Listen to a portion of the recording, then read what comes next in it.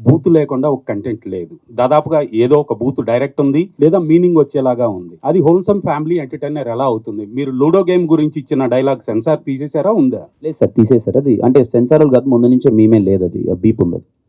సరే, అది పెట్టడంలో మీ ఉద్దేశ్యం ఏంటి? సినిమాకి పబ్లిసిటీ బజ్ కోసం పెట్టారా? లేకపోతే బజ్ కోసం అని ఏం లేదు సార్. ఆ క్యారెక్టర్ పవిత్రంగా మాట్లాడితే వర్కౌట్ అవ్వదు సార్. సరే, ఆ క్యారెక్టర్ పోషించిన మీరు మీ ఇంట్లో మీ తల్లితోటో, మీ సిస్టర్ తోటో ఆ పదం వాడతారా?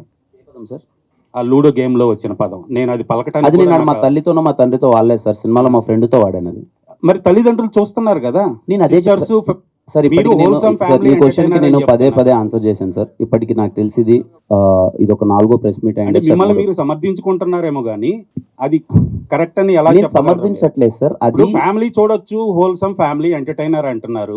మదర్ రావచ్చు, సిస్టర్ రావచ్చు, అందరు రావచ్చు. ఒకవేళ అది సెన్సార్ తీయకుండా ఉండుంటే మేము సెన్సార్ అయిందని చెప్తున్నాను కదా సార్. నేను సెన్సార్ మరి మార్కెట్‌లోకి వదిలేశారు కదా దాన్ని. అంటే ఇప్పుడు మీరు ఏం చెప్పదలుచుకుంటున్నారు సార్? ఆహా! పబ్లిసిటీ కోసం వదిలేరా? లేదు సార్, అలాంటి పబ్లిసిటీ కోసం తీసేస్తారని. వదలలేదు. క్యారెక్టర్ ఇలా ఉంటదని మేము మరి చెప్పడానికి ఎథిక్స్ వదలలేదు. లేవా?